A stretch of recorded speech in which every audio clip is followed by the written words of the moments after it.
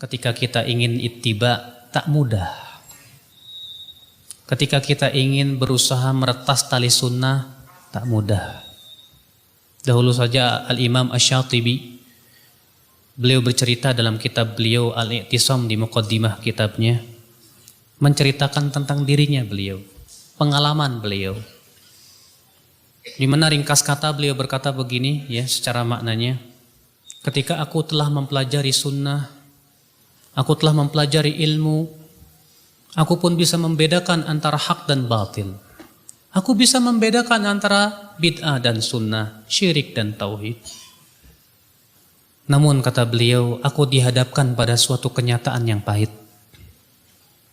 Ternyata orang-orang masyarakat yang ada yang di sekitarku, rata-rata mereka melakukan perkara yang menyelisih sunnah. Sehingga kata Imam Ibn Asy-Syatibi, aku merasa bingung dan bimbang. Antara aku mengikuti adat istiadat manusia, akibatnya Allah murka kepada saya. Atau saya ikut sunnah Rasul, akibatnya manusia akan murka kepada saya. Saya bingung, kata beliau. Namun saya berpikir, kalau Allah ridho kepada saya, Allah pasti cukupi saya. Tapi kalau manusia ridho kepada saya sementara Allah murka kepada saya, siapa yang akan bisa menolong saya dari azab Allah Subhanahu wa taala? Maka ke Imam Asy-Syatibi, tidak ada jalan kecuali aku harus meretas sunnah. Menjalani sunnah, maka aku coba meninggalkan kebiasaan itu sedikit demi sedikit. Faqamat alayyal qiyamah wa tawatarat alayyal malamah. Tegak hari kiamat kepada saya. Cercaan bertubi-tubi menghampiri diri saya. Saya disebut begini, dituduh begini, subhanallah. Al-Imam Asy-Syatibi rahimahullah, ketika hendak memulai meretas tali sunnah, ketika beliau hendak mulai meniti sunnah Rasulullah sallallahu alaihi wasallam, ternyata menghadapi cobaan yang begitu berat dari masyarakatnya.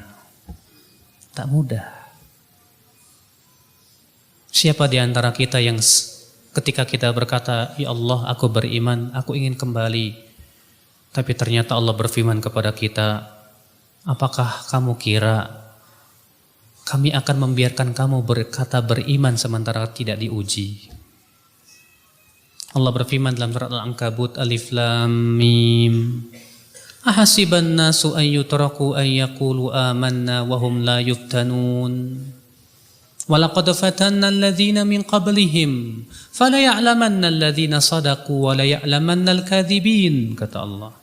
Alif Lam Mim, apakah manusia mengira akan dibiarkan berkata kami beriman sementara ia tidak diuji? Sungguh kami telah menguji orang-orang sebelum mereka. Dengan ujian itu kami mengetahui siapa yang jujur imannya dan siapa yang dusta.